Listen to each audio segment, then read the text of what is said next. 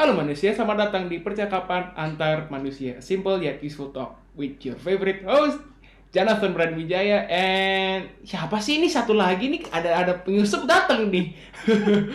Oh iya. You asked me to come here lah. Oh iya. Hey guys, this is we have a co-host Deno Muhammad Wijaya. Muhammad Deno Wijaya. Now, for this episode, third week of September, wow, udah minggu ketiga, cepet banget tau, yang dari pertama kali. Jadi ya, kayak pertama kali gue ketemu sama orang ini, kayak di sekolah binus, dia motivasi kita, terus something like I don't remember his name. I don't really remember. Sorry, I really don't know who he is. Don't remember his name. But the thing is, ketika dua minggu lalu atau minggu lalu tuh Anza kirim story, shout out to Anza, kirim story kalau Kariki tuh ngezoom main werewolf. Nah, semenjak itu Anza kirim gue, terus gue kayak, oh, yeah, I remember him. I remember him. I remember his face. Yeah. So that why I brought him to here. Hello, Kak Ariki Suroso. How's it going? Halo, hi Jonathan Kak. and Deno, apa kabar semuanya? How are you guys? All good. I'm good. Oh, good, yeah. Oh, How's all how's family, Kak? How's family family? is great. Pandemic, it hit us very hard, the family and the relatives. But life goes on, I think, and you just have to, what you call it, you just have to hold on to it. But everyone's very safe and very healthy, and semoga you two are very healthy. Oh, very healthy kayaknya, yo, smiling every time. Like Kariki, Yeah. we have to do it. Deno deh sebenarnya tuh very interested to meet Kariki gitu karena Yeah. Gue cuma mau bilang kayak while Jonathan might not remember Kariki, gue inget banget soalnya it was like I guess pas yang di Binus, I did not expect Kariki called me to accompany Kariki on stage for the entire session. iya. Sampai disuruh suara Thanos lah sih. So after that kayak ini Kariki lah. Tapi sempet Deno nulis papan tulis gak sih di depan orang-orang anak-anak SMP atau SMA gitu ya? SMP sekali nggak sih? SMP SMA. Iya.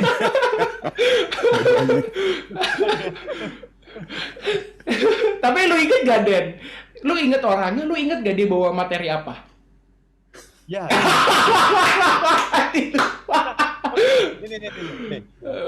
Here's the thing about the experience before we get to Kariki ya.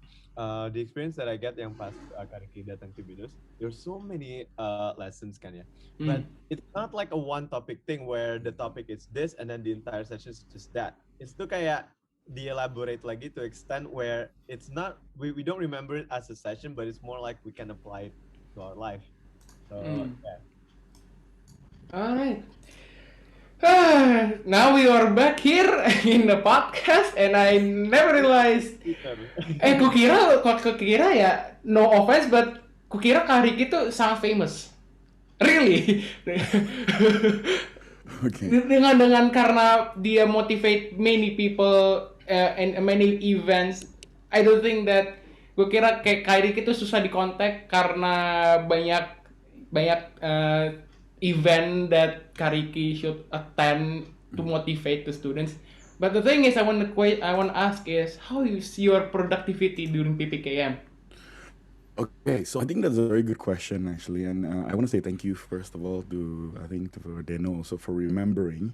I remember also. I think I asked you to go SMP sama SMA ya. It's a double kill for you I think. Yes. Tapi I really like it where apa ya? If you ask me the question in PPKM how everything goes, I think from my point of view ya, I think Indonesia was hit in two areas very hard yang dikena lebih besar banyak banget Indonesia.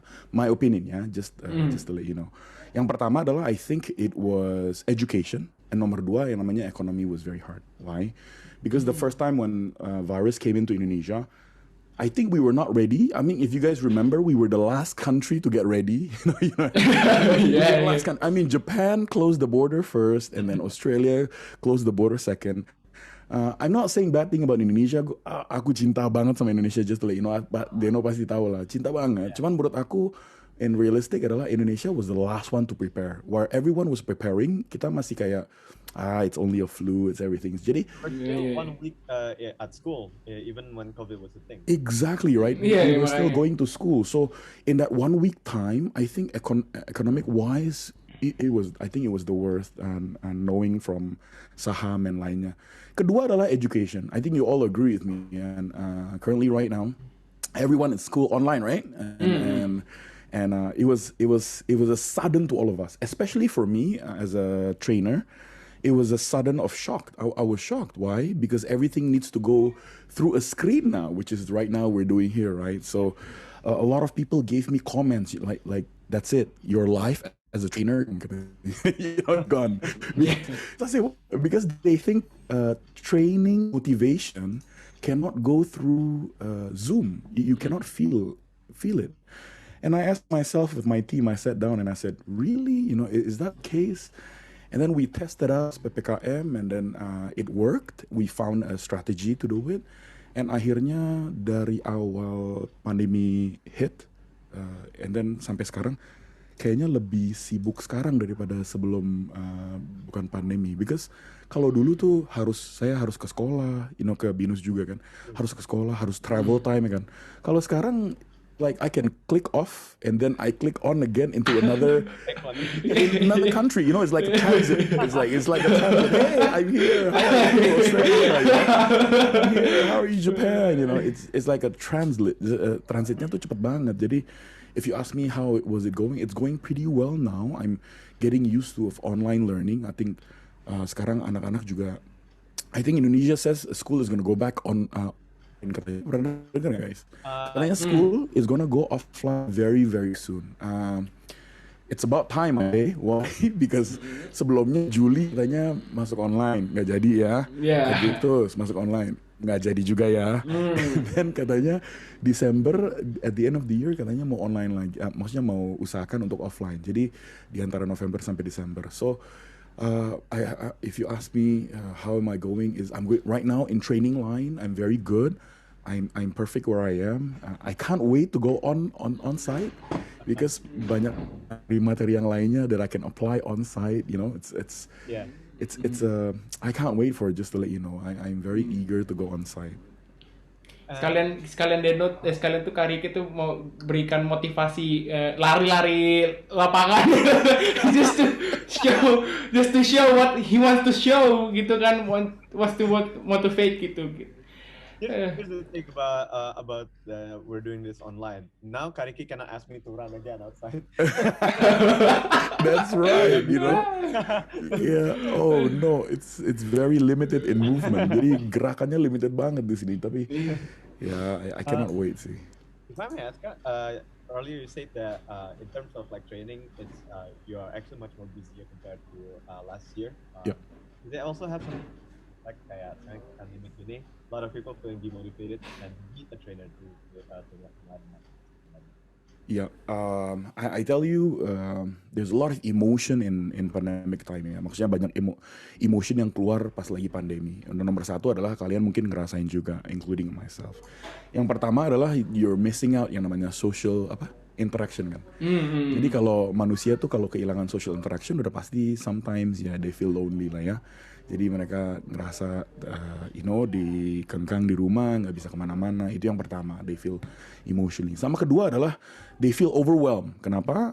Semua tugas jadi lebih gampang, jadi mereka lebih banyak tugas sebelum onsite. Jadi if you ask me currently right now, ada banyak orang nggak ya yang butuh motivasi kalau yang namanya online kayak gini?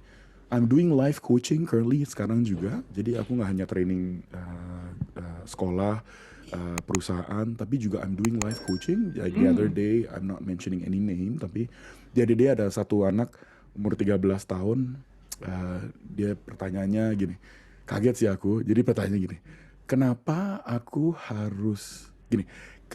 lebih sayang kepada orang lain daripada ke diri sendiri? Terus aku tanya kan, aku tanya nih, by the way, how old are you before I start? Dia bilang, I'm 12 years old. Terus aku tanya, what are you doing 12 years old thinking about this? Gitu. What in the world? What are you doing 12 tahun thinking about this? Aku bilang kayak gitu. Go out there, play games. I said, play games. Gitu. Aduh, jadi your question is a great question. Dan maksud aku, yeah, a lot are currently right now looking for one-on-one, bukan butuh bantuan, tapi mereka hanya butuh sedikit awareness ke dalam gimana mereka bisa nanganin emotionnya ini. Dan menurut aku juga lumayan cukup penting juga ya yang namanya emotion, karena we all emotion. Hidup kita is drive our emotion. Decision yang kita buat juga itu semua ngelewatin emotional state yang kita punya. I hope this answers your questions. Jadi I'm doing very very very much life coaching sama motivation online juga. Okay, right. Now, sebelum kita ngomong jauh-jauh soal motivation or something like that, kita ngomongin yang backstory dulu. Okay? You say that you love Indonesia, but I'm confused. Ini Karike suka banget sama Indonesia, tapi SMA-nya tuh di Australia. Really? Kalau gue lihat ya, kalau gue research itu Karike itu tuh di LinkedIn Mount Gravy School ya di high school di Australia, terus balik lagi ke Indonesia ambil Japanese literature if I'm not mistaken. Yep. And then going to Japan for taking another Japanese. But the question is, kenapa bisa jadi motivator? Padahal ujung-ujungnya kenapa jadi motivator gitu? Padahal ini ngapain nih Japanese language nih buat apa nih? Maksudnya gitu loh. In a respectful way, of course, we ask. Yeah. Okay, so let me explain. I know every time everyone goes to my LinkedIn, they said, "How did you come up to become a motivational trainer dari semuanya ini?" Perjalanannya beda banget. Kok bisa terakhirnya jadi motivational? Jadi long story very short lah ya. I was born in Jakarta, second grade, kelas 2 SD, and then my family yang tadinya struggle through financial and everything else. I mean, untuk keluarganya aku tuh dulu tuh tempe sama tahu aja susah banget untuk makan, by the way, just to let you know. Jadi we were struggling a lot. And then ada satu hari my dad dia jadi orang yang tukang ngangkat koper kalau nggak salah di airport, namanya a porter I think, you know right, porter. And then dia menjadi ngangkat koper di Terminal 2. And then akhirnya dia di Garuda, akhirnya dia masuk menjadi ticketing officer, dia masuk menjadi manager. Akhirnya dari keluarga yang gak punya apa-apa, kami pindah ke Jepang selama 6 tahun karena berkatnya, bukan karena kami punya, tapi I think the blessing ada di situ. Jadi along the way pas lagi di Jepang, habis dari Jepang kita pindah ke Australia. Gue masih inget banget keluarga dulu tuh, maksudnya I'm sorry ya, dulu tuh keluarganya aku tuh bener-bener gak ada sama sekali. Sampai my dad pulang ke rumah dia bilang gini, "We're going to Japan." My mom gini, naik bus atau naik mana? we have like no idea. Terus I turn to my mom kayak, "What?"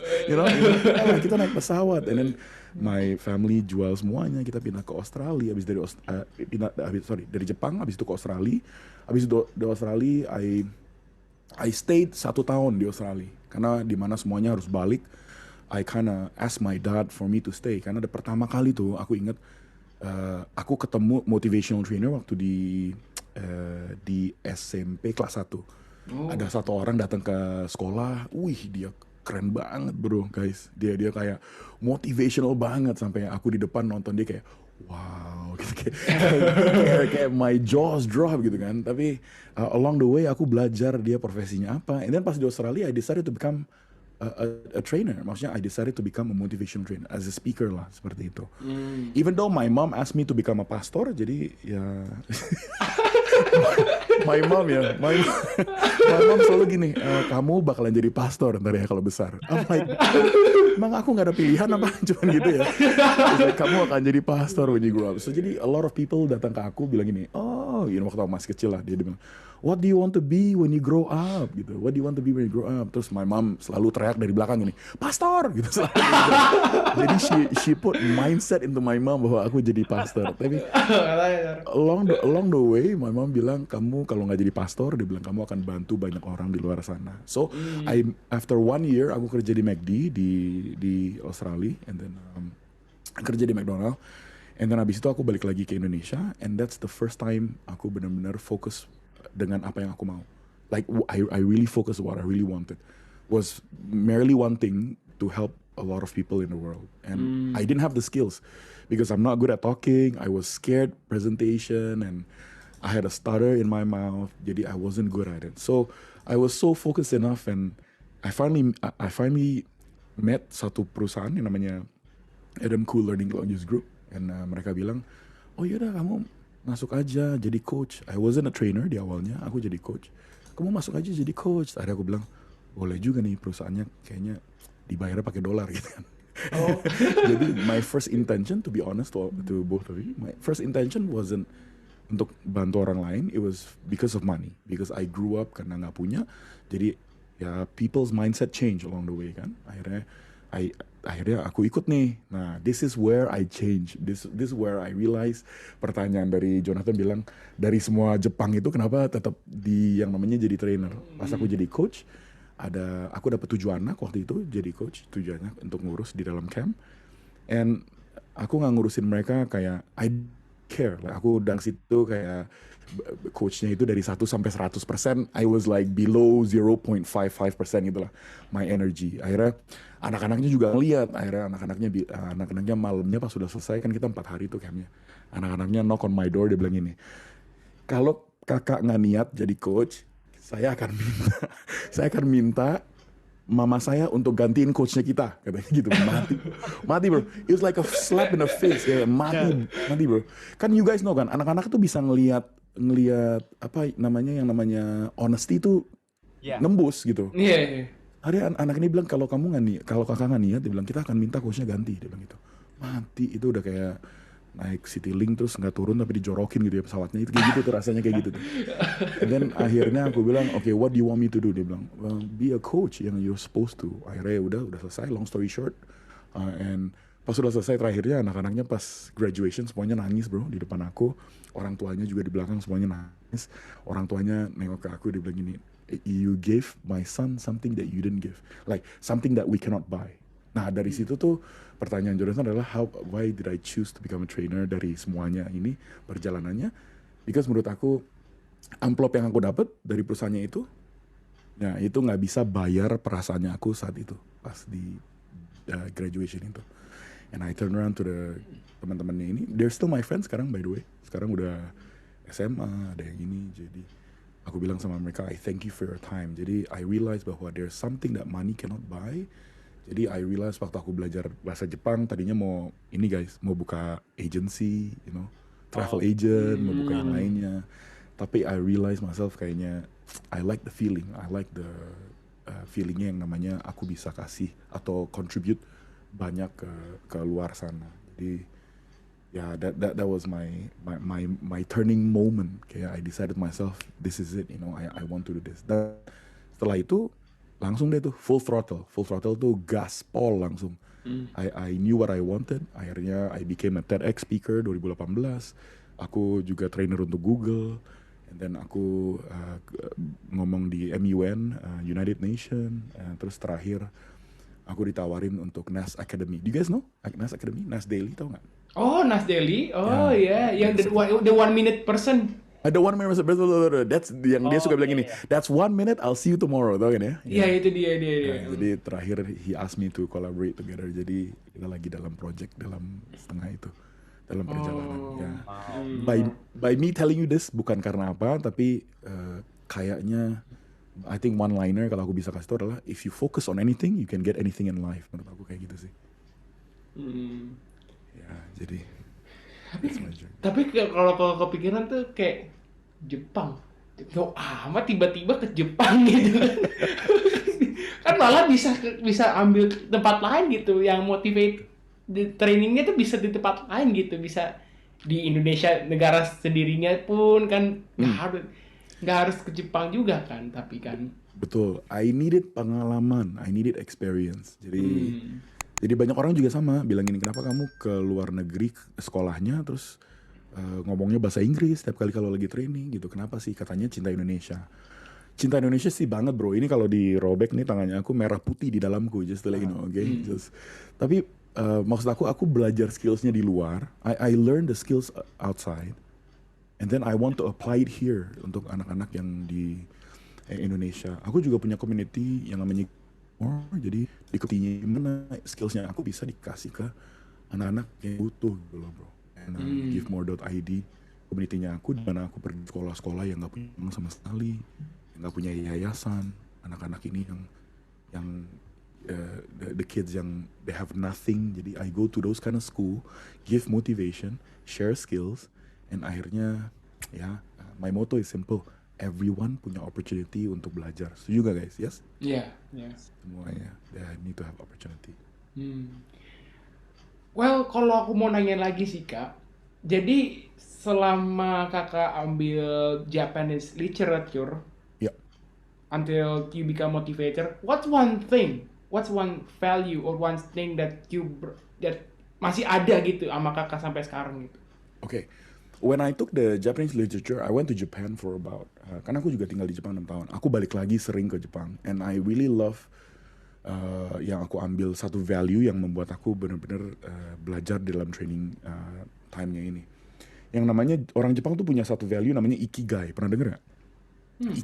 Ikigai ini it's the way of living of a Japanese person. Dan aku belajar banyak sih waktu aku belajar di Jepangnya itu ikigainya ini. Karena orang Jepang tuh dia punya ikigai value-nya ada 5. Dan di dalam value-nya itu ada satu yang namanya I like it so much. Dia bilang ini, controlling yourself is a value di dalam ikigainya ini. Dan menurut aku pas aku belajar mengenai ikigainya ini lebih tertarik tuh. Aku pengen banget nih gak hanya belajar di Jepang aja bahasa Jepang, tapi aku pengen balik lagi ngajarin topik-topik mengenai value-value nilai ikigai ini ke semua orang di seluruh dunia. Karena menurut aku kita banyak bisa contohin sama orang yang di luar ya. Dan orang yang di luar juga bisa banyak contohin dari orang Indonesia, setuju kan? Jadi maksud aku why not gitu loh, aku bawa value ikigainya ini. Dan menarik sekali sih the value and controlling yourself is the key dari garis besarnya lah kalau story very shortnya. And menurut aku controlling yourself yes is the key di dalam pandemi, di dalam masa depan, kedepannya juga. Jadi biasanya kalau aku training aku bilang there's just some things that you can control, some things that you cannot control dalam hidup kita. Setuju ya guys? Ya, yang kita nggak bisa control adalah external thing. Let's say Deno satu hari dia mau ke Indomaret, contoh ya bro, Indomaret, terus dia pakai masker, pakai sarung tangan, pakai masker 17 lapis gitu kan ya, sama pakai face shield gitu kan ya, udah oke nih, ngomongnya udah gini, napas aja susah gitu kan ya, udah mau keluar nih. Nah pas dia mau keluar nih, pas nyampe keluar kompleks, udah siap nih, dia udah siap dengan safety. Ada aja orang 5 gitu di pinggir lagi nongkrong nggak pakai apa-apa, ketawa gitu kan, ada gitu. Terus kita mau sebel kan, maksudnya kita mau marah. Nah menurut aku di dalam hidup ini ada yang sesuatu yang eksternal yang kita nggak bisa kontrol, tapi yang kita bisa kontrol adalah internally, yang kita di dalam kita, mindsetnya kita, emotionnya kita, perasaannya kita, langkahnya kita, actionnya kita. And I like it. Why? Because people is based on decision, it's based on emotion. Tadi aku udah bilang. Jadi kadang-kadang kadang-kadang manusia tuh pengen control eksternal, tapi akhirnya gagal, and akhirnya dia nggak bisa sama sekali. Akhirnya they give up, and then akhirnya that's what I learned from the ikigai. And if your question to me kenapa ya harus ke Jepang banget, harus belajar sastra Jepang. First, I love Japan. Number 2 is because of the ikigai, bro. I love it so much, the way value-nya mereka juga, gitu. Dia mau belajar lebih lanjut tentang ikigai. Betul.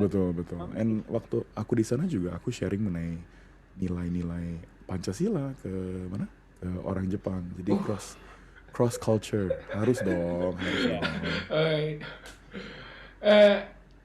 Tapi gini ya kak, misalnya kalau kakak nggak ketemu ikigai ini, what do you expect kalau nggak ketemu orang ini nih? Ikigai ini actually it's a value, it's kayak prinsip gitu. Tapi kalau misalnya dulu tuh nggak ketemu prinsipnya, I think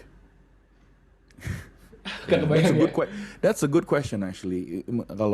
Tapi sebetulnya mindsetnya aku dari awalnya udah terbuat sama keluarga. Karena keluarga bilang kalau kamu nggak jadi pastor, kamu akan bantu banyak orang, gitu kan. Jadi kurang lebih sama lah ya. Jadi mindsetnya di awalnya udah terbangun. Jadi mungkin kalau misalnya nggak ketemu ikigainya ini, mungkin aku nggak jadi trainer, tapi a fireman mungkin nggak tahu lah ya, atau mungkin dokter mungkin, amin gitu ya. Maksudnya aku nggak tahu sih, cuman in the line of bantu orang lain, ya karena mindsetnya di awal udah ditanamkan sama keluarganya aku, jadi apa ya, jadi ya along that way bantu-bantu kiri kanan, bantu-bantu orang yang butuh kayak gitu.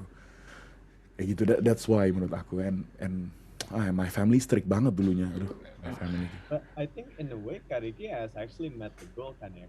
Awalnya disuruh buat jadi pastor to help other people. Yep. And in the end, Kariki is not a pastor, but still have that value of helping other people in its own way. Kayak ada cara lain sendiri. That's right, I do agree, I do agree. Karena kadang-kadang I sit down ya, whenever I have a free time, I sit down and say, I didn't become a pastor ya, tapi I became a trainer. Maksudnya konsepnya sama gitu kan. Iya, sama. In a way konsepnya sama, jadi I ask myself ya, it's amazing sih menurut aku. Dulu tuh apa yang ditanamin ke aku tuh akhirnya bisa sampai kayak gini. I'm very thankful untuk my parents and all that. And they support me quite a lot. And I've done really bad things in my life, just to let you know. Jadi I wasn't a perfect student. Kayaknya Deno juga udah dengar ceritanya aku. I wasn't a perfect student at school. I was I fight a lot, and I do things a lot of way. Tapi menurut aku there's just aku juga suka bilang kadang-kadang orang tua tuh suka nanemin sesuatu yang kita nggak ngerasa itu penting sekarang. Tapi sewaktu-waktu di masa depan kita akan inget apa yang ditanamin itu dan kita akan jalan ke arahnya itu. That's why I think so. It's like kayak main game lah. Kalian main game kan ya. Kadang-kadang banyak anak nanya gini, why do I have to listen to my parents, katanya gitu kan. Kenapa harus dengerin orang tua aku gitu? Karena mereka nggak pernah ngertiin. Sometimes they say that. Tapi jawabannya aku selalu ya karena mereka kalau main game Super Mario, gila tua banget ya aku ya. Ada tahu Super Mario kan?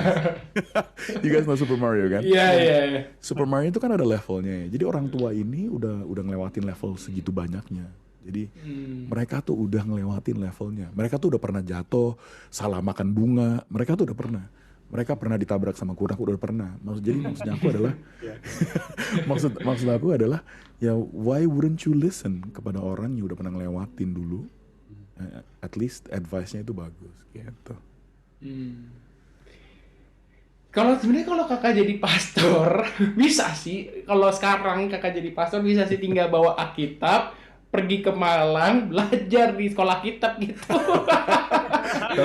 tapi sebelum belajar orang yang di Malang bilang gini, oke, coba aku tanya dulu, kamu udah ngapain aja? Pas dikasih tahu 5 menit dia bilang gini, oke, not pass, goodbye.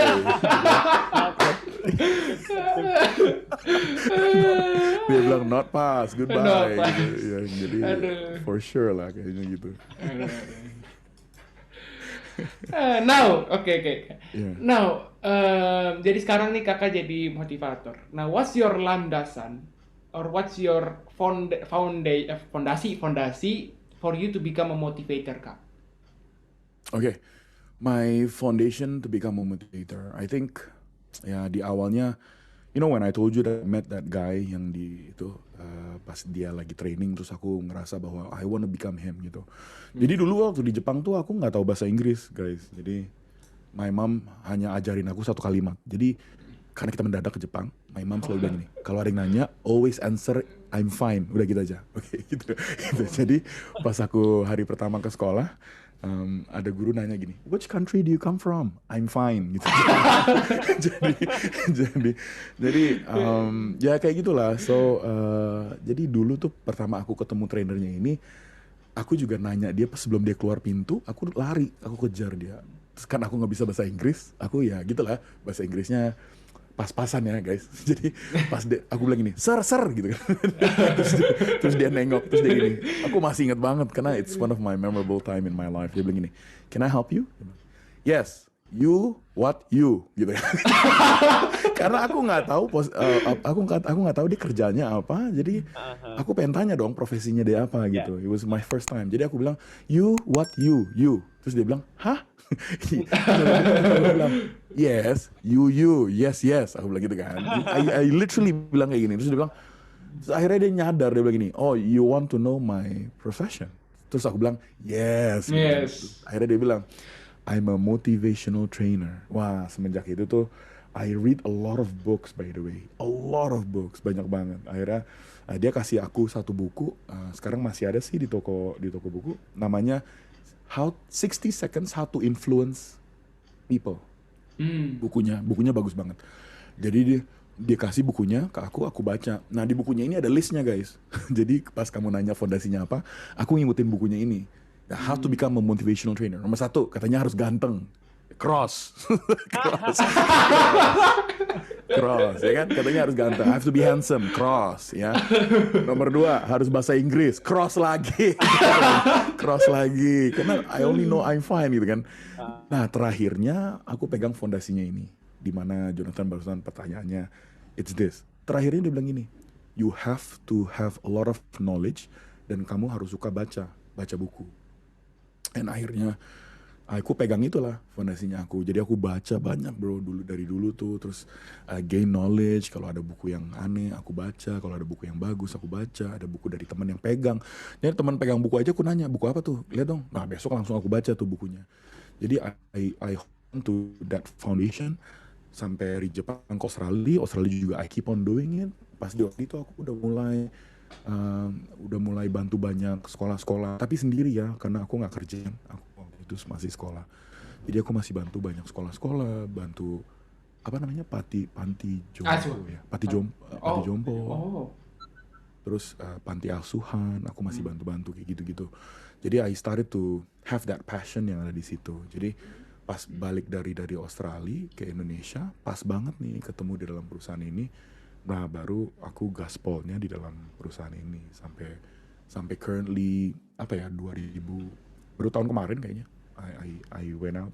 Jadi aku udah keluar dari perusahaannya itu tahun kemarin. Jadi I stop dan aku akhirnya buka baru lagi yang aku punya dan sama tim-tim yang lainnya juga. So I hold on 3 foundations. If I can recap semuanya untuk Jonathan ya. Nomor 1 adalah I think mindset is it. Karena di awalnya aku nggak bisa ngomong bahasa Inggris. Tapi kenapa I pursue untuk pengen tahu banget ini posisinya apa atau profesinya apa. Karena menurut aku udah nanamin mindset. And mindset is very important menurut saya. Karena mindset itu adalah di awal dari semua perjalanan. Setuju kan ya? Awal dari semua perjalanan. Kamu bisa punya skillsnya. Tapi kalau kamu mindsetnya nggak ngerasa kayak, oh dengan skillsnya ini saya bisa bantu banyak orang lain, you won't make it, bener kan? Kayak si Neil Armstrong bisa pergi ke bulan, ya itu orang yang pertama. Orang yang kedua, selamat, ya karena Neil Armstrong nyampe di bulan dengan selamat, pakai bercanda.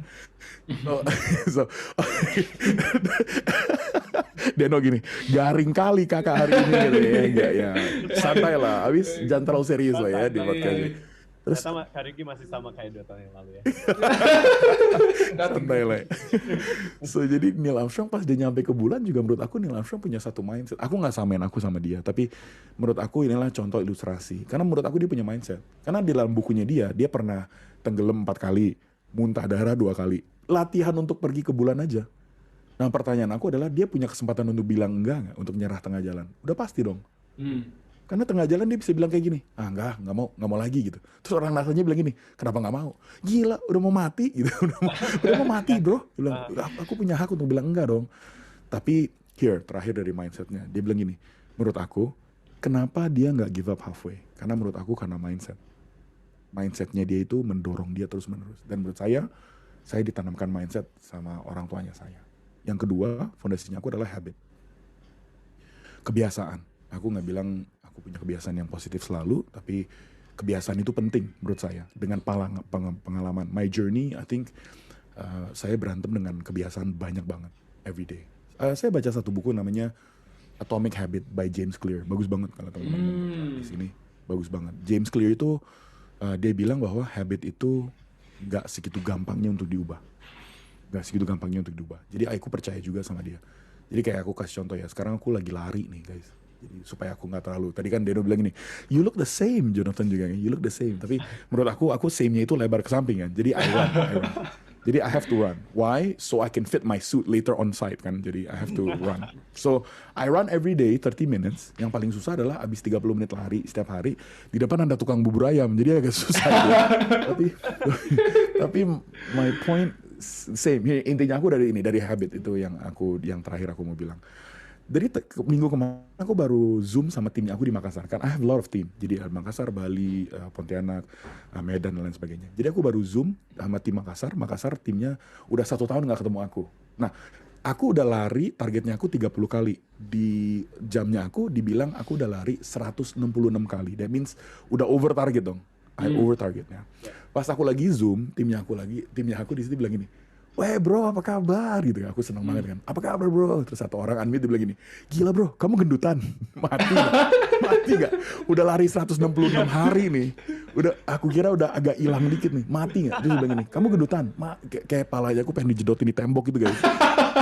Terus aku bilang gini, "Bro, are you serious?" Dia bilang, "Yeah, you look a bit chubbier." Dia bilang, aduh. Terus aku bilang gini, "I run 166 times, you know guys. Sampai sekarang I run." Terus dia bilang gini, "Oh oke." Nah disitulah aku belajar yang namanya habit kadang-kadang gak bisa kelihatan. Perubahan kebiasaan kadang-kadang gak harus kelihatan. Dan gak harus menonjol banget. Gak harus wow. Karena James Clear itu dari bukunya, by the way, dari satu buku ini aku belajar satu hal. Dia bilang gini, perubahan habit itu nggak harus wow. Jadi 1% perubahan setiap hari lebih baik daripada nggak ada perubahan sama sekali. Aku ulangin nih. 1% perubahan satu hari itu lebih baik daripada nggak ada perubahan sama sekali. Jadi aku belajar pas dia bilang, "Bro, aku belajar bahwa habit itu ada proses." Jadi walaupun dia nggak bisa ngelihat aku perubahannya, tapi at the end of 1 tahun ini, ya semoga lah ya, I believe ada perubahan. Jadi your question, 2 foundation yang sampai sekarang aku benar-benar pegang as a trainer adalah number 1 mindset, kedua adalah habit. Karena it's very hard these two untuk dipegang dan dari dulu juga aku kesusahan untuk megang 2 value-nya ini, nilai ini selama journey trainingnya aku. Tapi at the same time ya belajar along the way. Kan belajar itu is a process ya, Jonathan. Wow. Seperti itu. Wow. Jadi ini yang kakak bilang just suit yang kakak sampai sekarang kemarin sih pernah lihat sih kemarin waktu lulusan your doctor ya lulusan your doctor ya elementary kan kalau nggak salah lulusan dari SD ke SMP itu masih muat apa enggak atau Iya nih guys, lagi usaha nggak beli baju jas baru, lagi usaha untuk keep jas yang lama gitu maksud aku. Jadi muat ya. Muat kok, aman kok ya. Jadi Aman. training onsite aman. Oke. Oke. Now, jadi kakak sekarang udah sharing motivations to all of us. But the thing is, gue mau nanya lagi kak. Banyak banget sih pertanyaannya. Pertama kali kakak ngajar itu, pertama kali kakak motivation sama yang sekarang ini tuh bedanya dari mana tuh kak? What's the feeling? What's the emotion? Or I mean like what's your preparation? Oke. Something like that. Yang dulu pertama kali sama yang sekarang, right? Iya. Oke. Udah pasti beda ya, maksudnya beda in a way of people will learn along the way kan. It's a process of a journey. Jadi di awalnya pertama kali aku masih inget tuh, sebetulnya aku maju nggak sengaja guys. Di awalnya ada trainernya itu tiba-tiba keluarganya ada yang meninggal.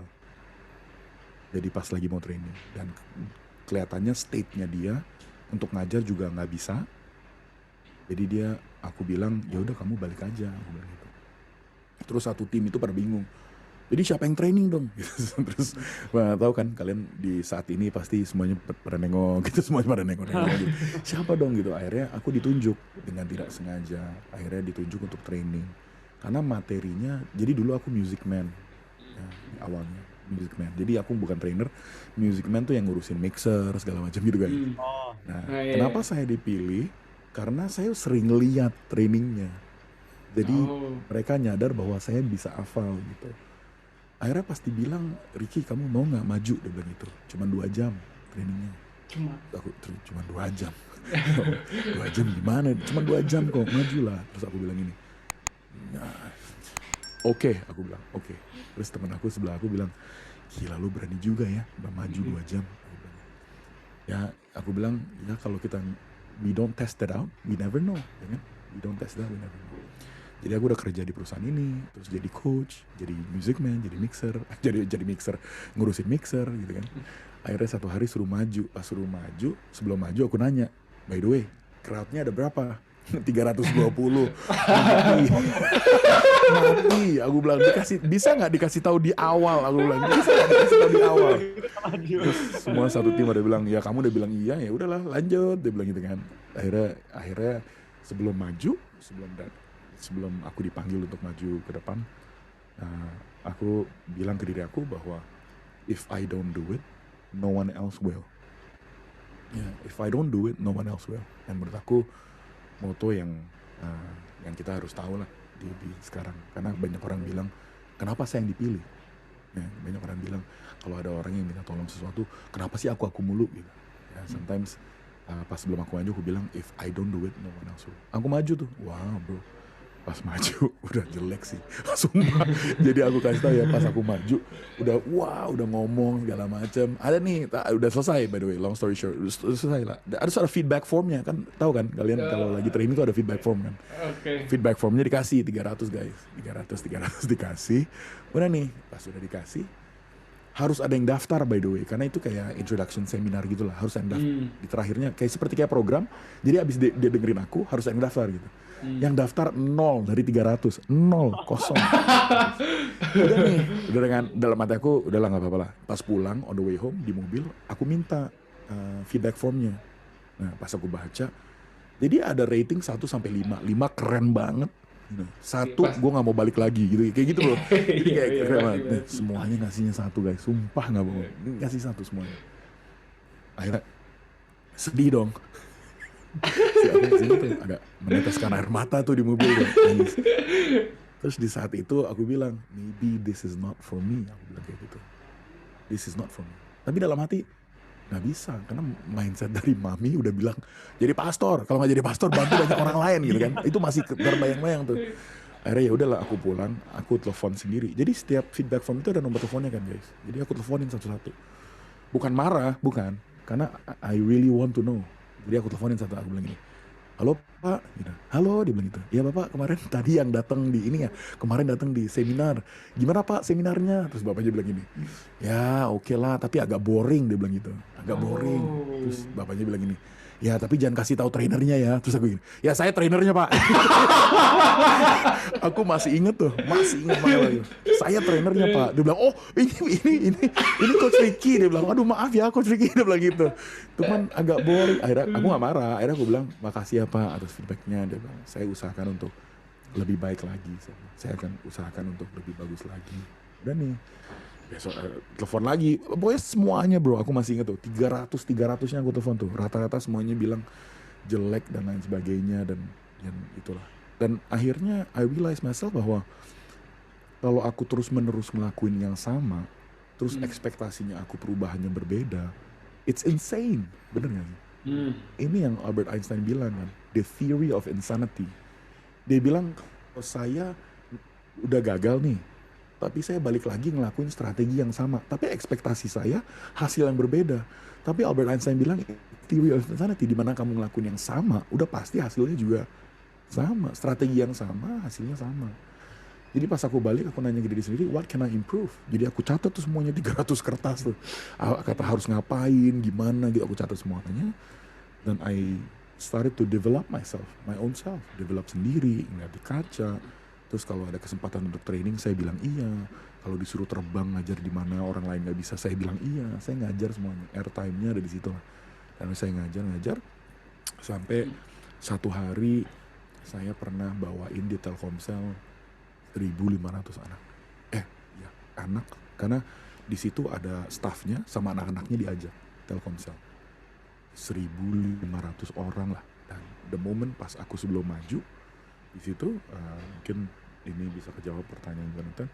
Sebelum aku maju, I ask myself, I have gone a long way ya. Maksudnya dari dulu sampai sekarang perjalanannya has gone a long way.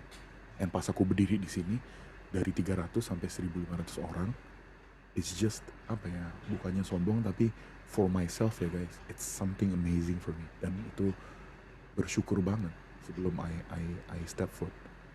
And then before I start tuh aku udah bilang ke diri aku, I'm gonna improve many more in years to come. Karena life is about improving yourself kan. Nggak ada orang yang stuck. Dan mau yang senang, orang yang mau itu aja dalam hidupnya. To do something new, they want to test something new. You have to test more things. Dan menurut aku kalau kita nggak adaptasi, udah pasti kita ketinggalan. Jadi abis aku ngomong itu ke diri sendiri, langsung maju deh. Dan pas maju itu, it was a moment I will never forget sih. 1.500 orang, it's something really amazing for me. Jadi nggak langsung, mungkin dan untuk Jonathan nggak langsung bisa cuap-cuap kayak sekarang bro. Ada naik turunnya, ada failure-nya juga, aduh ada keseret-seretnya juga, ada banyak sih perjalanannya. Cuman it's worthwhile ya, kan journey-nya itu yang lebih penting daripada hasil terakhirnya. Ya.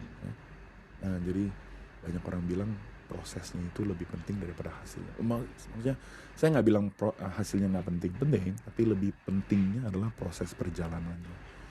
Dan itu yang membuat kita stronger. Seperti kayak lagu, if it doesn't kill you, it makes you stronger. Itu 1.500 dikasih forum lagi nggak? Suruh ngisi lagi nggak? 1.500 iya bro. kasih feedback lagi gitu. Kak Riki ke anak-anaknya gitu, kasih 5 bintang nggak? Kasih 5 bintang nggak? Iya, pas dikasih duduk sebelahnya gini terus pelototin gitu, awas. Kayak itu Kak, nggak mau nelfon orang-orang yang di show pertama kata itu. By the way, you have a good point. Jadi pas 1.500 itu kita kasih feedback. Pas feedbacknya itu pas aku di tangannya aku ngeliat satu-satu. Aku inget tuh, dulu aku teleponin ya. Kalau sekarang teleponin 1.500 kayaknya repot banget gitu ya. Jadi, tapi aku inget banget perjalanan gitu. Tapi it's an amazing moment buat aku. I'll never forget. Penting bersyukur. Berterima kasih. So listen to your journey tadi, update something yang aku mau tanya. Kan tadi kan ada momen dimana kakak ngerasa kayak baby gitu. Dan Kak Riki keep on going and then it works for Kak Riki. Dan aku agak jarang nih melihat orang yang berhasil doing the things that might not be for him. Kadang yang aku dengar tuh pas ada klik dimana kayak maybe it's not for me, mereka move on terus kayak leave that thing behind. Okay, it's a good point actually ya. Maksudnya it's a very well point. And dari aku adalah gini sih, biasanya kalau ada yang nanya pertanyaan ini ke aku, I mean it's good. Maksudnya you're lucky untuk kamu punya sesuatu, akhirnya it works well, then you can carry on gitu kan. And your question adalah Deno adalah ada orang juga yang dia pengen banget satu, tapi it doesn't work out. Harusnya kayak gimana dan harus perasaannya seperti apa. I always say gini ya bro. In life ya, life will give you. Okay, let me tell you, life is unfair. Udah gitu aja sih. I'm sorry. I have to let you know. Maybe some of you might not agree with me yang lagi dengerin ya. Life is not fair. Just to let you know. Number one, it's not fair. Karena gini, kita mau A, kadang-kadang life kasih kita B, betul nggak sih? Kita mau C, kadang-kadang ngasih C, dikasihnya D. Kita mau D, kadang-kadang ngasihnya E. Hanya segelintir orang yang pengen sesuatu yang bisa, akhirnya dia jalan terus. Nah, orang yang nggak bisa mendapatkan itu caranya gimana? Saya selalu bilang kayak gini, mungkin you remember, satu moto yang aku punya dari dulu adalah there's no failure in life, there's only a learning experience. Jadi nggak ada kegagalan, tapi hanya adalah yang belajar dari pengalamannya itu. Jadi biasanya aku bilang gini ke orang, kadang-kadang kalau kamu nggak dapetin apa yang kamu mau, you have to step back one step, and then you have to ask yourself, apakah ini the right strategi untuk saya maju, atau apakah ini satu tantangan yang saya pelajari, abis itu saya work around it, atau saya punya yang baru lagi. Karena dalam hidup ini kamu punya satu cita-cita, kamu bisa punya 17 by the way. Maksudnya tujuannya kamu bisa ada 17, nggak harus ada 5 gitu kan. Nah, kadang-kadang orang yang nggak bisa tercapai di tempat langsung dan dia bingung mau ngapain, menurut aku tuh kayak main golf bro. kayak main golf. Kayak gini. Kalau pernah main golf, kayak aku pernah main golf aja gitu ya, tapi konsepnya gitu lah. Main golf itu gini kan, kalau pertama kali main golf tuh kan kita nggak bisa ngelihat benderanya ya. Iya. Bener nggak? Jauh. Benderanya nggak bisa kelihatan. Benderanya karena di belakang pohon, di belakang kadang-kadang jauh banget nggak bisa kelihatan gitu. Nah, tujuan kita tuh sama kayak gitu. Kadang-kadang kita bingung yang kita lihat tuh apa. Kadang-kadang kita ngeliat dari jauh bisa kelihatan, tapi pas lagi deket kayak blur gitu nggak bisa kelihatan. Kayak main golf. Dan banyak orang bilang kayak gini, kenapa kayak main golf? Ya, it's the same gini. Main golf tuh kalau aku pukul, terus kadang-kadang jatuh di pasir. Setuju nggak? Jatuh di pasir, bener kan? Kayak aku mau A, tapi dapetnya B. Jatuh adalah pasir. Nah, pasir itu semua tahu lah. Pasir ini kalau saya berdiri di pasir untuk mukul bolanya, pasir itu paling susah untuk jalan. Setuju nggak guys? Iya. Untuk jalan. Jadi agak sedikit berat. Makanya dalam hidup ini ada pasir dan ada juga yang namanya air. Kan main golf ada air juga. Jadi kalau bolanya ke samping di air, aku harus nyelam di air, harus meraba-raba di airnya itu untuk nyari bolanya. Habis itu aku keluarin bolanya. Sama konsepnya. Ada pasir, ada air. Nah, tapi intinya adalah gini, maybe some of you are asking me. Jadi maksudnya kalau tetap nggak bisa kelihatan benderanya, ya pertanyaan saya adalah untuk benderanya itu kelihatan saya harus ngapain? Harus pukul terus bolanya, setuju nggak guys? Kalau saya nggak pukul bolanya terus, no matter saya ada di pasir, no matter saya ada di air, tapi if I stop hitting the ball, I will never see the flag, setuju nggak? Get what I mean, right? I will never see it. But if I keep on hitting the flag with different strategy, I will see it one day kok. That flag yang ada di situ. And I will see it one day. Nah, mengenai yang namanya saya harus ganti cita-cita saya, boleh nggak saya ganti cita-citanya? Boleh kok. Maksudnya tujuannya saya boleh nggak kalau saya mau jadi entrepreneur, kalau saya jadi mau businessman. Tapi satu hari saya mau jadi chef gitu. Why not? Karena menurut aku dalam hidup ini, there's nothing certain dalam hidupnya ini. Life is full of uncertainty. But you have to find your way. You have to find your path. And baru aku streaming tadi malam di YouTube. Aku title-nya gini. Never be afraid to find your path that is different from other people. Jangan pernah takut ngambil jalan yang beda banget sama orang lain. Karena biasanya orang bilang gini, gak ada yang kayak gini. Aku gak mau kayak gini. Gak ada yang kayak gini kayak aku gak mau pathnya ini. Because kalau kita ngambil path yang berbeda sama orang lain, yang path yang kita nggak pernah ngelewatin atau orang lain nggak pernah ngelewatin, you will find something. Setuju? You will find something. And lebih kerennya lagi, you will find something yang orang lain nggak pernah temuin. Setuju? And I do believe that karena pathnya itu penting banget. I'll share with you one more thing. Satu cerita deh to finish this, to finish your question, ya. Aku belajar yang namanya proses ini dari tukang beca, by the way. Jadi dulu tuh aku tinggal di Bekasi. Di Kalimalang, kalau kalian tahu ya. Di Kalimalang tuh dulu ada Hero. Iya. Kalau inget Hero ya. Dulu ada Hero. Jadi aku pernah belanja bawa kantong plastik 2 gitu. Terus mau pulang ke kompleksnya aku panggil tukang beca. Aku bilang gini, "Bang, sini bang." Gitu. Terus dia datang. Dia bilang gini, "Mau kemana dek?" "Saya mau ke G8 tuh." Terus deket sih sebetulnya guys, G8. Terus aku nanya, "Berapa bang?" Dia bilang, 25.000. Terus aku bilang gini, "Wih, mahal banget 25.000. Gila bang, mahal banget 25.000. Emang ada dapat snack atau apa di dalam gitu kan?" Terus dia bilang, "Ya memang gitu 25.000. Mahal banget bang." Akhirnya aku nengok ke samping, aku bilang gini, "Itu loh bang, rumahnya aku tutup pagar hitam. Kelihatan dari sini." Aku bilang gitu. "Itu kelihatan bang, itu pagar hitam tuh." Terus abangnya nengok ke aku yang aku belajar dari dia sampai sekarang, dia bilang gini, "Ya elah, bulan juga kelihatan tapi belum tentu dekat kan dek." Aku pengen taruh plastiknya aku tuh. Aku bilang kayak gini, "Bang, berantem aja yuk sekarang." Berantem. Sebel banget gitu. Maksudnya sebel banget. Tapi pas naik becanya, when I sat down, I realized he's totally right. Aku bilang, "Itu rumahnya saya kelihatan kok, pagar hitam. Tapi bulan juga kelihatan, tapi belum tentu dekat." Apa yang kita mau nih, apa yang kita bisa bayangkan, yang kita mau masa depan, itu bisa dibayangin kok. Setuju nggak? Ya. Bisa kok. Let's say Jonathan di sini, you want to have 2 Ferrari, which you can, amin ya. 2 Ferrari, atau Deno di sini mau beli Lambo, bisa kok. Itu bisa kebayang. Tapi my question adalah belum tentu dekat. Perjalanannya masih panjang, dan aku belajar itu dari si tukang becanya ini sampai sekarang. Akhirnya aku bayar dia 30.000 bro. Aku bayar 30.000. Aku bilang, "Bang, ambil bang." Karena I learned something dari dia yang bahwa ya kadang-kadang apa yang kita mau tuh bisa kita bayangin tapi belum tentu dekat. your question adalah, Deno adalah, kalau saya mau sesuatu dan saya nggak bisa dapetin, good, berarti proses yang kamu udah ngelewatin itu akan bermakna buat kamu, betul nggak? Proses yang kamu lewatin, pelajaran yang kamu ambil itu akan bermakna buat kamu. Buat apa? Buat ntar benefitnya kamu ntar kalau kamu pilih jalan yang berbeda. Karena semua skills ini dibawa kayak koper, bro. Ya, maksudnya kayak skills dibawa kayak koper gitu dibawa. Ntar kalau ada apa-apa kamu keluarin skills yang mana. Kalau ada nilai apa kamu keluarin value yang mana. So for those people yang belum sampai apa yang mereka mau sekarang, I just wanna say ya focus to it, belajar apa prosesnya dan apply prosesnya itu di perjalanan yang berbeda. Atau kalau masih mau sama, ubah strategi until you get what you want. Stay focused to it.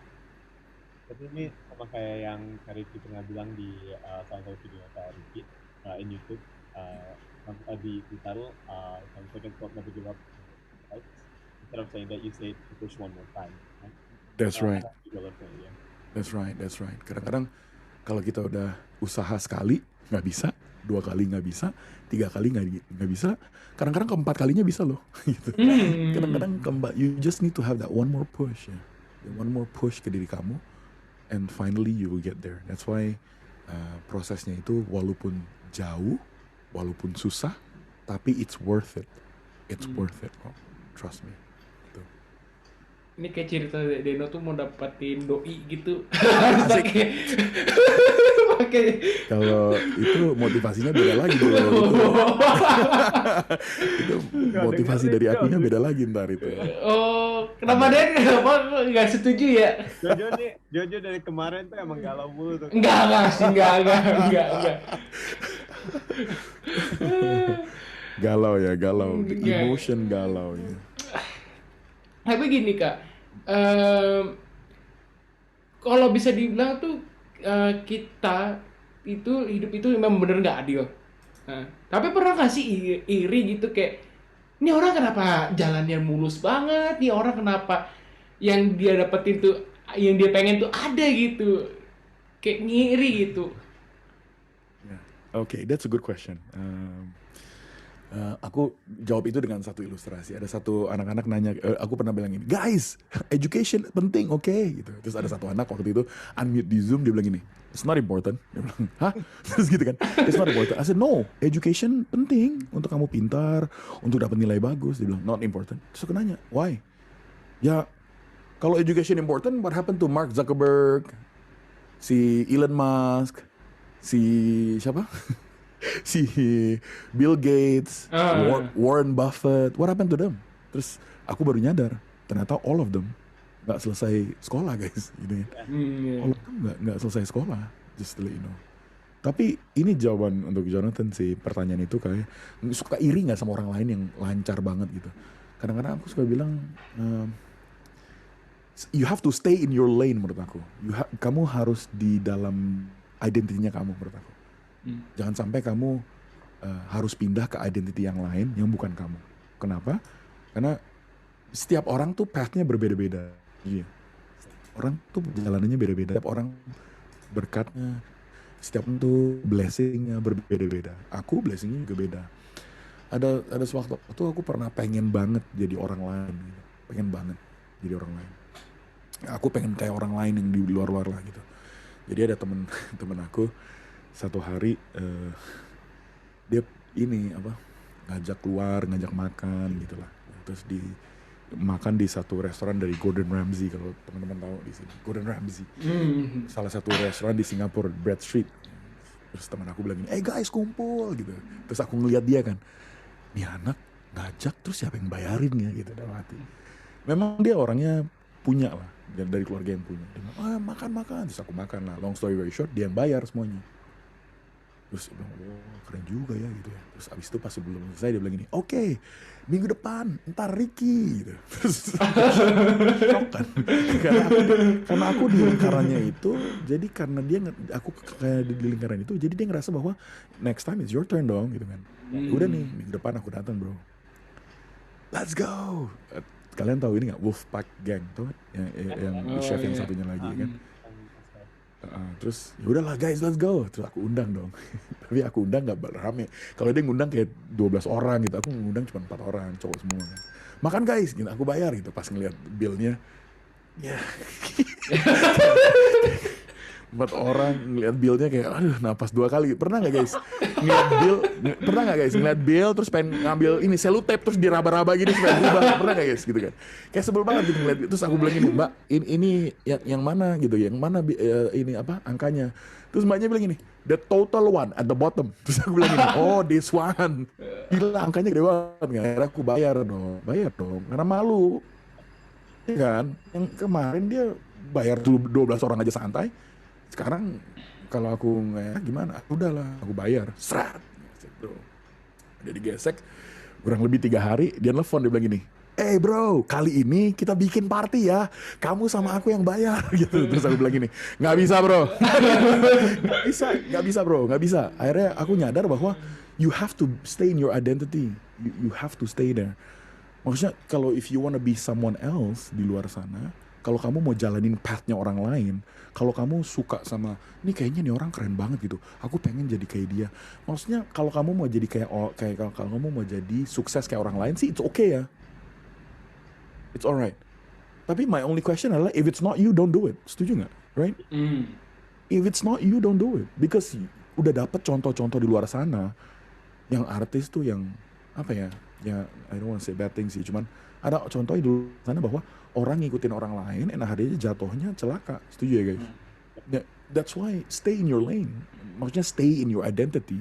Diam di identitinya kamu. Apa adanya aja lah guys, maksud aku. Kalau nggak ada ya nggak ada, kalau ada ya ada. Tapi stay in your lane menurut aku. That's satu prinsip yang aku belajar dan menurut aku yang lainnya juga harus tahu dalam dunianya ini. If you don't stay in your lane, kamu mau mengubah identitinya kamu untuk jadi seperti kayak orang lain, one day kamu akan tahu that you're not them. One day you're gonna know that you're totally not like that person. In fact, you could be better than that person. That's why aku mau bilang, so always stay in your identity. Dan gitulah. I mean, jadi yang kakak bisa bilang gitu, sukses itu bisa diraih dengan berbagai cara. That's right. Ada perjalanan yang berbeda-beda untuk menuju sukses menurut aku. Karena kata sukses itu sendiri kayaknya tiap orang juga perspektifnya beda ya guys. Setuju nggak? Ya kan? Kalau aku nanya teman aku nih sukses apa, dia bilang aku sukses kalau punya 3 ruko, ada restoran, itu sukses. Aku juga kalau nanya teman aku yang satunya, kamu sukses apa? Kalau aku bisa kuliah di luar negeri. Oke, kalau sukses buat kamu tuh apa? Kalau aku bisa jadi businessman, unlimited money. Kalau aku nanya teman aku satu lagi, by the way true story, teman aku satu lagi, sukses buat kamu apa? Karena financial freedom. Aku nggak harus kerja, tapi uang bisa mengalir. Maksud aku, kata sukses itu yang Jonathan bilang, it's very, untuk setiap orang tuh perspektifnya beda-beda. Maksud aku. And aku suka banget Mas Jonathan bilang gini, menuju sukses itu jalannya banyak. Setuju. Karena jalannya banyak, kadang-kadang you have to follow that jalan. Maksudnya you have to go through that jalan. And menurut aku, sukses itu kadang-kadang orang suka gini. Sukses itu kadang-kadang diukur dengan ngelihat orang lain. Setuju ya? Kadang-kadang aku sukses kalau aku bisa bandingin aku sama dia. Aku sukses kadang-kadang kalau aku bisa bandingin sama dia. Lihat nih, aku lebih sukses karena dia nggak punya apa yang aku nggak punya. Menurut aku mindset itu, I don't agree. Karena menurut aku sukses itu hanya dibandingin dengan diri sendiri. Itu my true meaning of success. Ini apa ya? My opinion adalah sukses itu kalau saya sebanding ke diri saya sendiri. Karena at the end of the day, aku pernah bilang di sini aku juga, at the end of the day sukses bagi aku, bagi Ricky adalah kalau saya bisa jadi orang yang lebih baik daripada kemarin. If I'm better than yesterday, that means for me it's success already. If I can do things and help people more hari ini lebih daripada kemarin, that means I'm success already.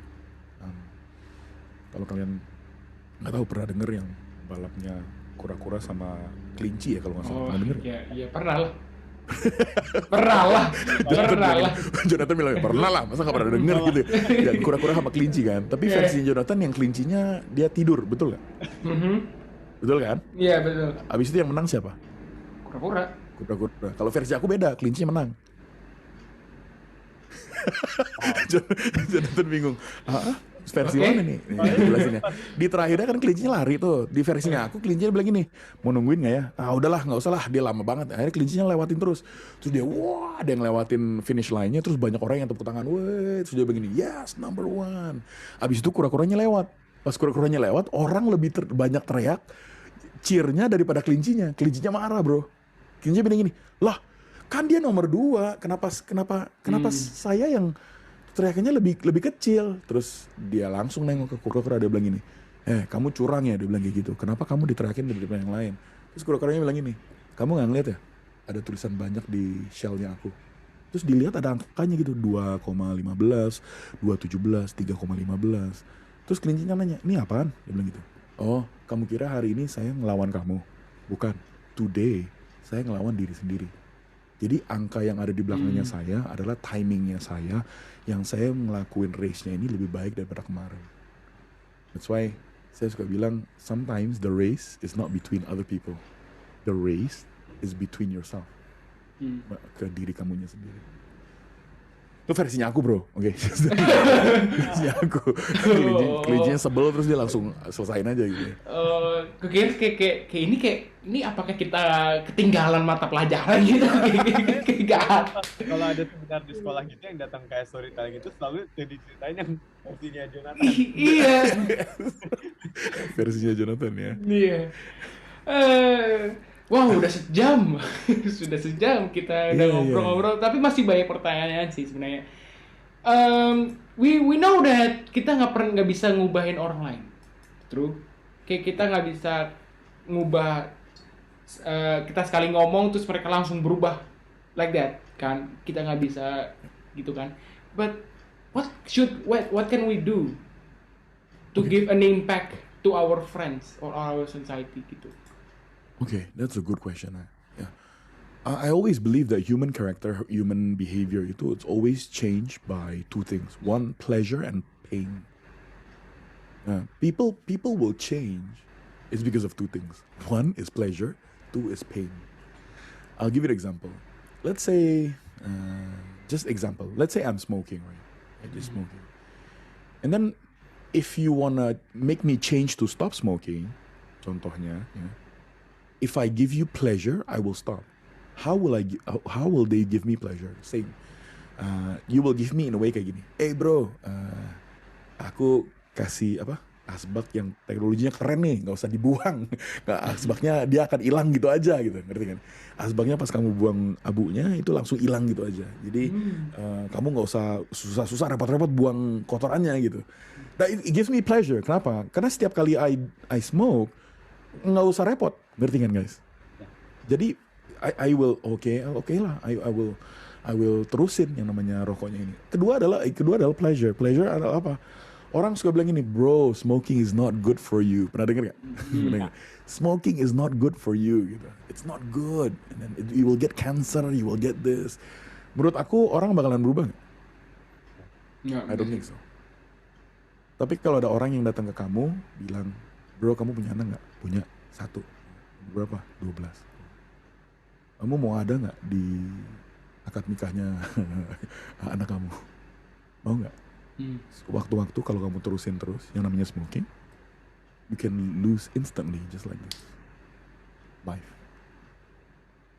And then kalau dia mikirin kayak gitu, by pain, karena aku nggak bisa di situ sama anaknya aku, by pain dia akan berubah.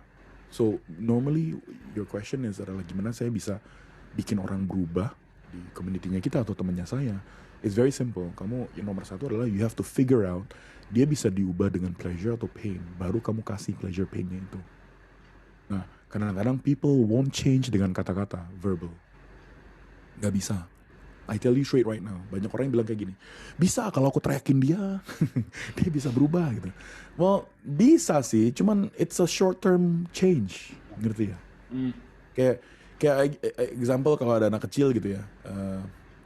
Gini deh, anak kecil dia nggak suka belajar, mamanya gini, belajar, dia teriakin suruh belajar kan.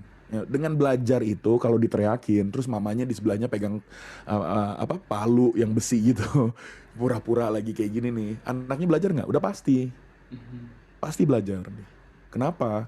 Karena he scared, fear, karena ketakutan, dia pasti ngikutin. Tapi kalau mamanya lagi balik badan, dia belajar nggak? Enggak, dia hilang. That's why it's short term change. Makanya aku bilang if you wanna change someone, you have to find out first dia berubahnya dari mana, pleasure atau pain. Itu nomor 1. Nomor 2, kadang-kadang perubahan itu bukan behavior. Banyak orang bilang gini, saya mau ubah teman saya. Ya kadang-kadang orang suka bilang gini, saya mau ubah teman saya. Ubah apa? Supaya dia nggak makan snacks terus, supaya dia nggak suka jalan-jalan, supaya nggak dia. Menurut aku perubahan itu not behavior, perubahan itu attitude. You change your attitude first, and then you will change your behavior. Karena di atas karakter, di bawah ada attitude sama behavior. Kalau pernah nonton Titanic nggak? Pernah dong, kalian. Pernah nonton? Hah? Belum nonton Dan? Belum. Wajar sih 3 jam sih. 3 jam, ya panjang sih. Pokoknya klip yang paling terkenal ada yang dia lagi gini di ujung ya. Pokoknya, tapi Deno nggak usah nonton. Perahunya jatuh kok terakhir. Oke.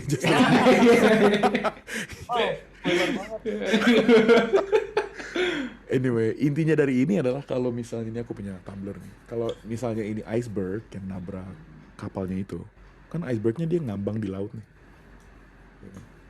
Ngambang di laut. Pertanyaan aku adalah yang bisa kelihatan sama nggak bisa kelihatan tuh yang mana? Attitude atau behavior? Yang bisa kelihatan dulu deh. Yang bisa kelihatan tuh attitude atau behavior? Karena setengah di bawah, setengah di atas kan. Yang bisa kelihatan itu adalah bukan attitude. Yang bisa kelihatan adalah behavior. Jadi if you want to change someone, you change their attitude.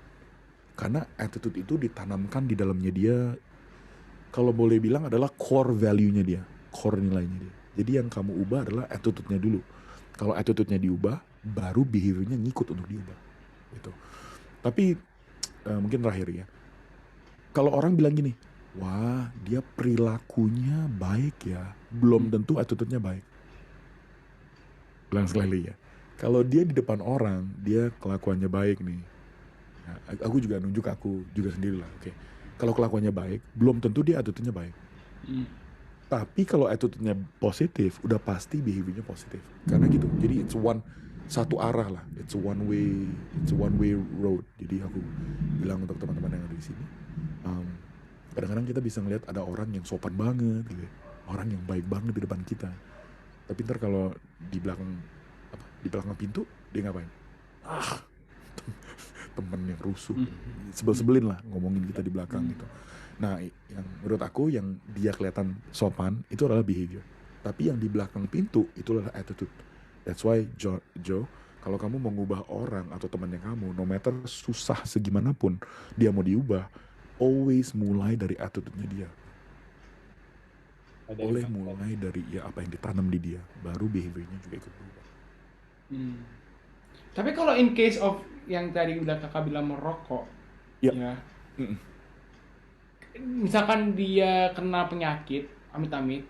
Tapi kan kalau soal adiktif itu, kalau dalam merokok tuh pasti sekali udah sakit, apakah dia langsung berubah untuk gak jadi merokok?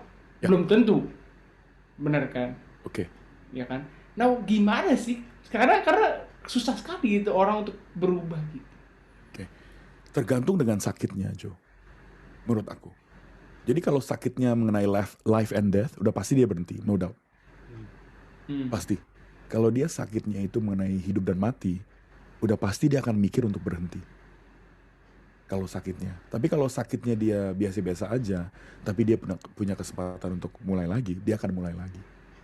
That's why aku bilang tergantung dia ngelewatin apa. Tapi bukan maksudnya aku untuk dia berhenti harus sakit dulu ya.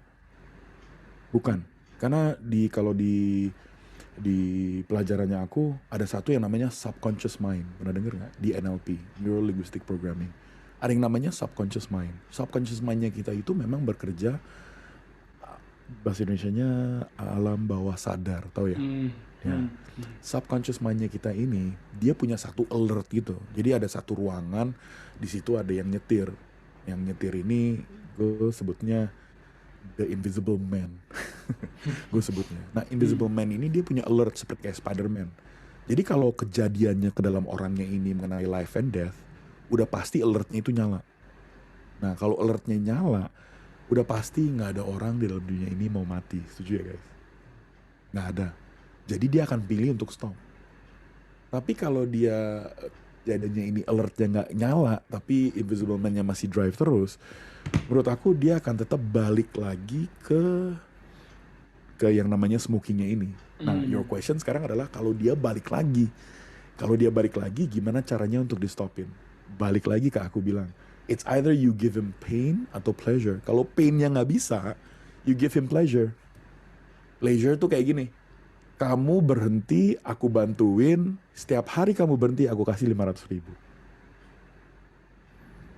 Setiap hari aku kasih 1 juta untuk kamu berhenti. Tapi aku harus liatin guide kamu selama seharian. Dan aku akan bantu kamu untuk berhenti. 1 juta. Atau ada orang yang datang bilang gini, berhenti dong, saya kasih 50 juta setiap hari kalau kamu mau berhenti. Pilihannya dia adalah pleasure. Pasti dia akan berhenti. Atau mau cari pain yang lebih susah lagi. Kalau orang ambil pistol, kepalanya kita, bener nggak, Den? Kalau kita orang ambil pistol, terus dia bilang gini, berhenti nggak? Kalau nggak tembak sekarang. Kira-kira dia bakalan pilih berhenti atau nggak? Udah pasti. Iya. That's why it's situational. Kejadian eventnya tuh apa di dalam hidupnya dia. Kalau kejadiannya itu segitu drastiknya, painnya ada, that guy will change, udah pasti. Harus sakit-sakit itu ya baru bisa berubah ya. Ya. Iya. Kadang-kadang orang banyak sih cerita. By the way, aku juga salah satunya yang dulu.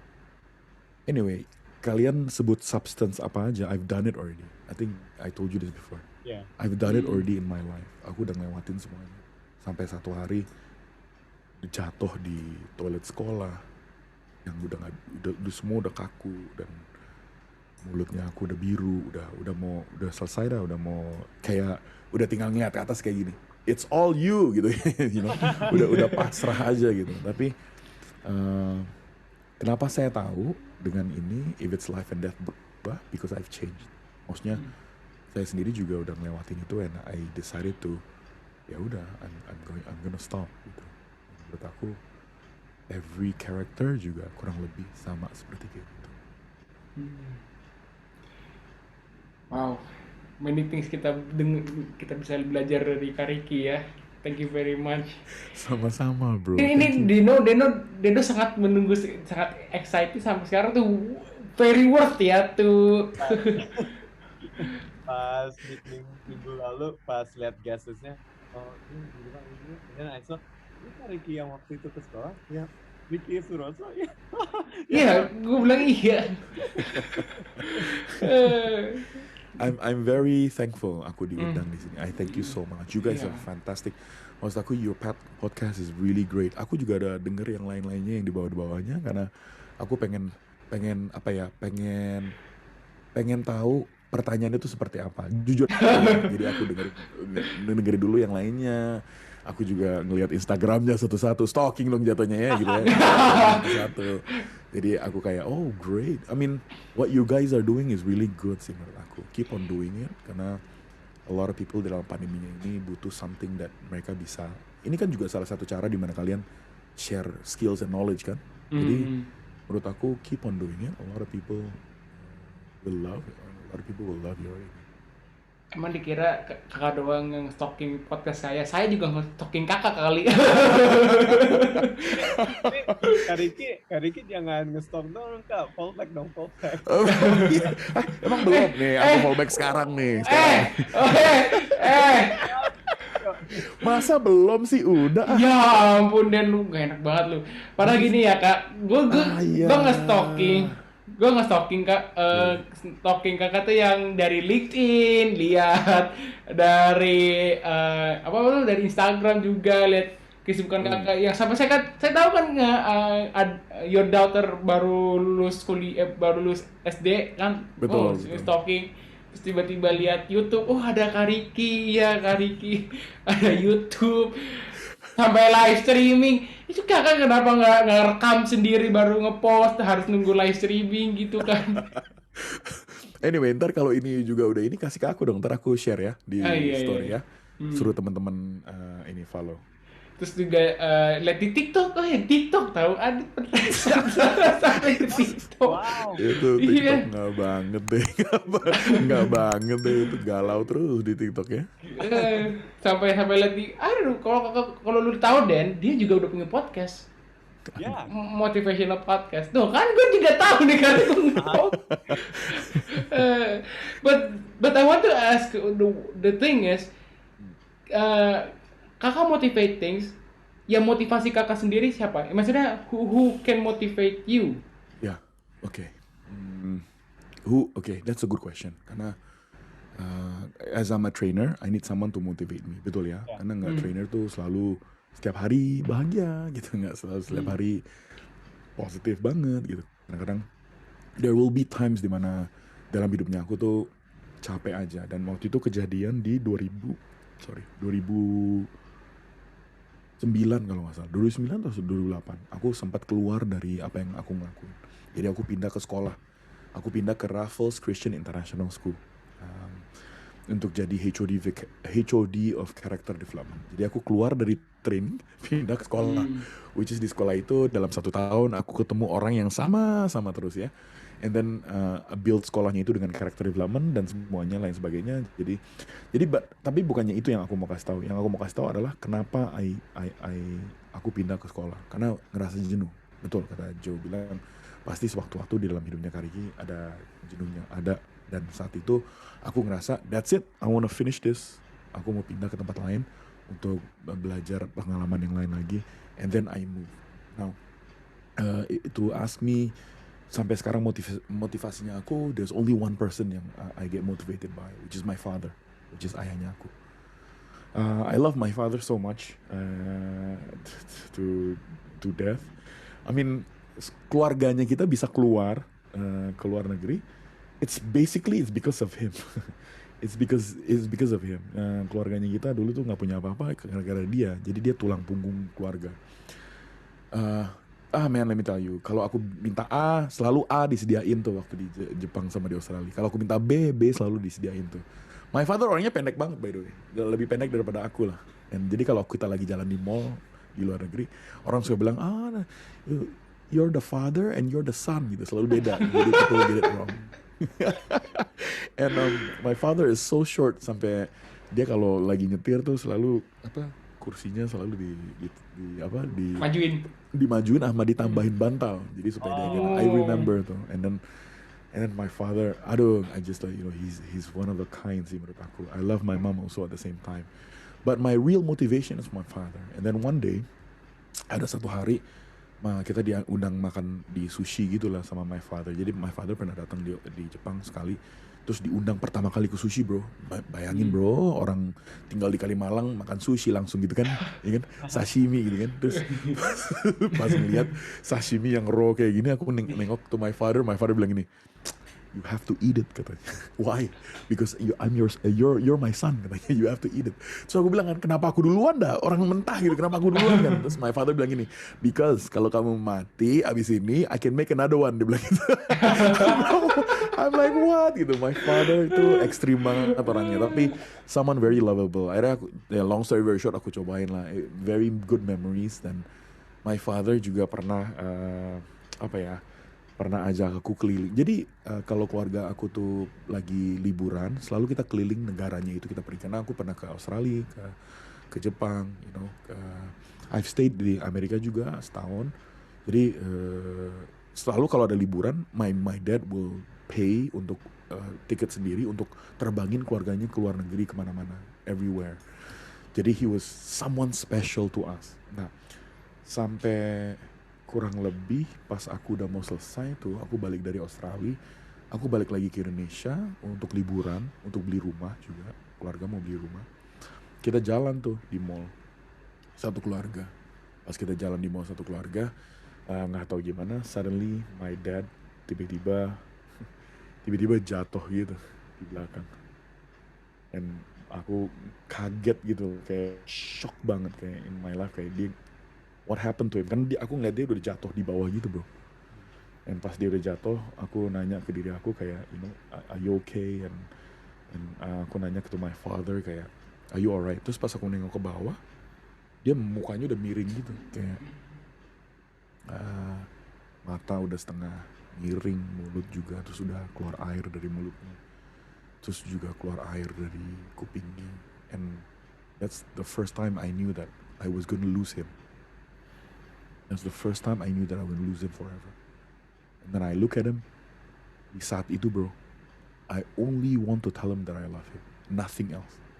Aku nggak mau, I don't want to ask him if he's okay, I don't want to ask him what's wrong, I just want to, dari mulutnya aku, I want to tell him that I love him. Karena I already knew that he's going to go very fast. Ternyata bener, before I pick him up, dia tarik lehernya aku, terus ditarik ini, untuk dia bisik, and dia bisikin di kupingnya aku, dia bilang gini, remember, family is always number one. I will never forget that. And pas aku nengok ke dia, aku mau bilang I love you, dia tangannya langsung lepas gitu. And he's gone. 35 detik dari dia jatuh sampai di tangannya aku, he's gone. And aku masih inget banget tuh, di Citralin aku teriak sampai ujung ke ujung tuh, satu mall tuh denger aku teriak. Aku bilang, you know, get me an ambulance sekarang gitu. Aku angkat dia, taruh di ambulan, nyampe di rumah sakit. Dokternya keluar, pegang nadinya dia. Dokternya nengok aku, dia bilang, he's gone. He's gone. So aku bilang ke dokternya, it's your job kan, aku bilang gitu. Tell him to wake up or make him wake up again, aku bilang. Dokter tuh tugasnya untuk nyembuhin orang, aku bilang. Sembuhin dia sekarang. Dokternya nengok ke aku, dia bilang, he's not coming back. He's gone. Aku dokternya jadi temannya aku bro sekarang. Karena dokternya ngeliat tangannya aku kepel gini. Karena dulu kan aku bandel banget kan. Dari tangannya aku kepel gini. Terus dokternya ngeliat, dia bilang, kamu mau pukul saya? Iya dok. Saya mau gulung dokter, saya bilang. Dokternya bilang gini, boleh, kamu pukul saya sebanyak-banyaknya. Tapi aku mau kasih tahu, bapak kamu tetap akan gak ada. Dan saya bilang sama dokternya, you'll be my best friend. Dia bilang, yes, I will teach you something in life. That in life is, kalau kamu ada kesempatan untuk sama keluarganya kamu, you take that opportunity and time. Because no one can buy time, no matter how rich you are, no matter what you have, lo mau seterkenal apa di dunia ini, gak ada satu orang pun yang bisa beli waktu. Waktu itu akan tik terus deh. And remember, kalau kamu mau bilang sesuatu ke dia, dokternya bilang gini, I will never forget, dia bilang, kamu kemana waktu dulu dia masih bisa hidup? Kamu kemana waktu dia masih bisa napas? And I sat down bro, di situ. Wah gila men. Gue buka kain bokap gue itu, ngeliat dia merem. Gila men, it's like kayak semuanya flashback behind me gitu. All the bad things that I did and everything. And sampai sekarang nih, setiap malam jam 9 malam gue selalu doa kok. Sampai sekarang, sumpah, jam 9 malam gue doa. Doanya aku selalu, aku nengok ke atas, aku bilang, I want to listen to your voice one more time bro. I want to listen for you to tell me that you love me one more time. And itu doanya ke bokap aku. Doanya ke Tuhan, aku bilang gini, I want you to swap places. Gue kalau bisa nih, I want to make him balik, take me. Karena keluarganya aku tuh dulu ya, butuh banget dia daripada aku.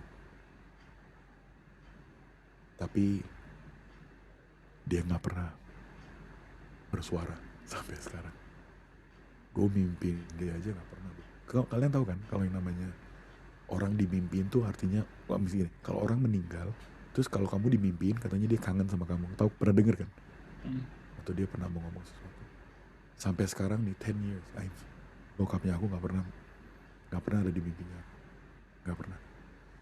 Jadi, your question, my motivation is my dad. I love him.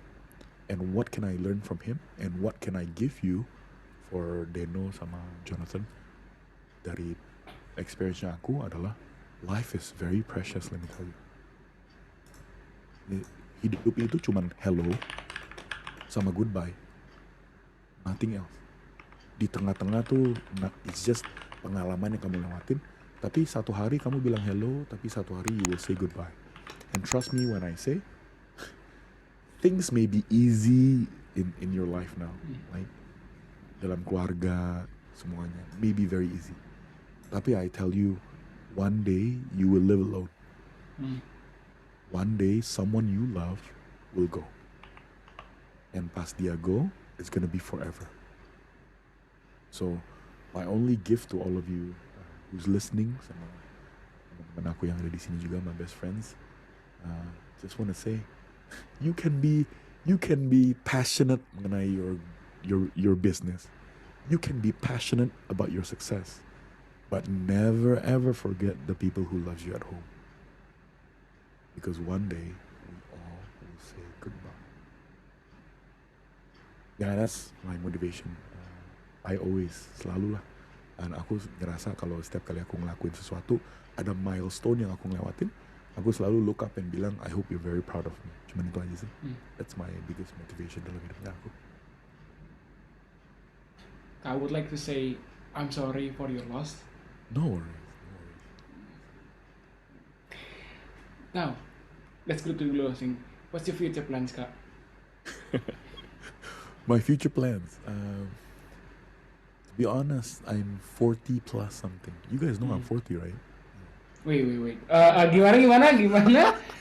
Gimana?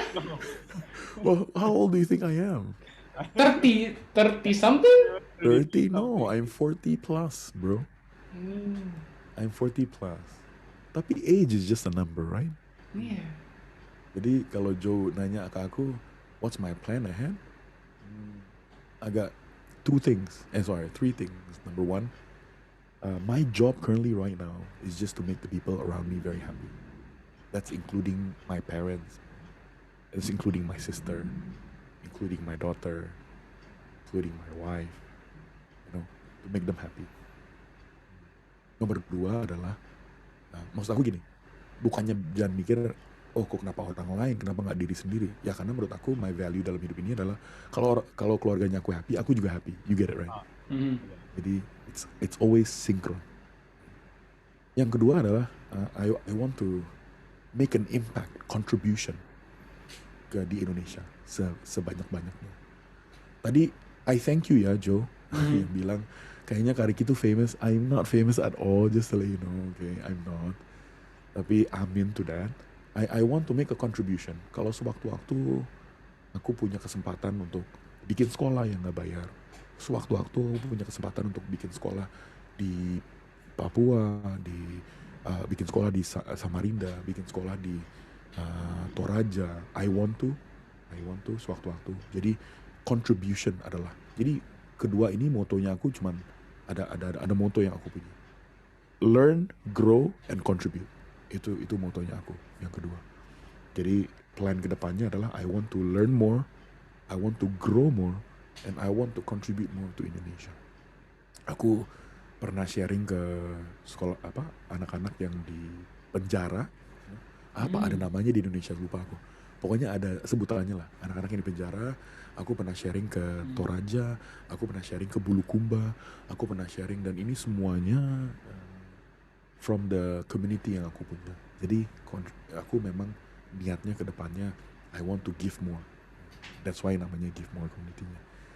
Yang terakhir adalah for me adalah I want to stay healthy throughout diri aku. You know? Healthy itu artinya body and soul ya.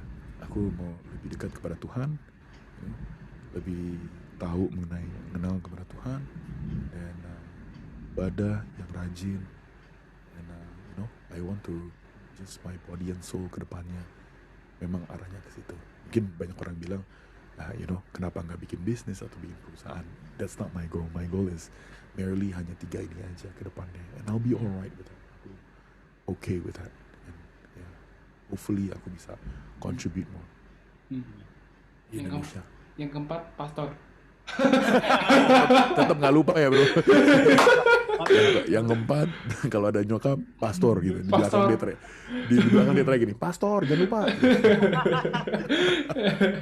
Alright, Kak Ricky, thank you so much for spending time for talk and podcast with us, and thank you for you listeners to listen to our podcast and watching our video, and don't forget to listen to our podcast next week. I'm Jonathan Brawijaya. My name is Nana Wijaya. And I'm Ricky. Suroso. And we will see you in the next week. Bye bye. Thank you, Kak. everyone. Thank you. Bye. Thank you. Bye. Thank you so much.